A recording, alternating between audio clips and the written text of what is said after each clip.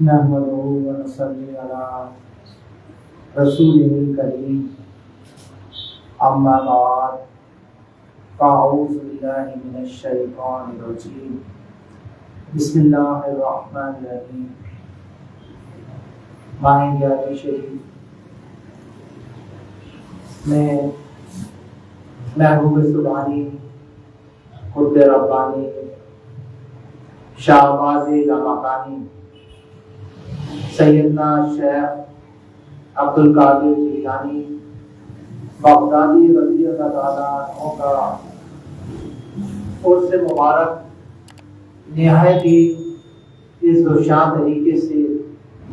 پوری دنیا میں منایا جاتا ہے، اور آپ کی شان ہی ایسی ہے کہ فارسی میں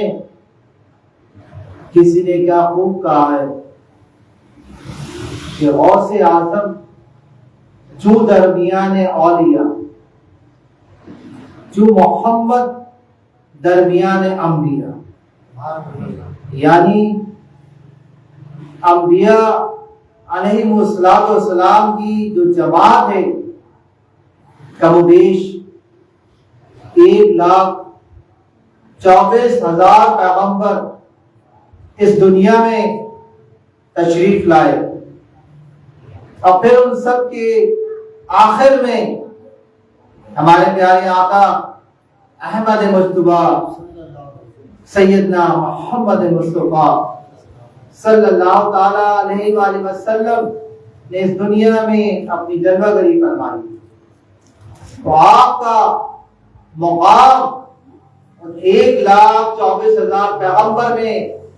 جس طرح سے تھا، اسی طرح سے اولیاء اللہ میں حضور غوث اعظم کا مقام ہے کہ اگر ہم موازنہ کریں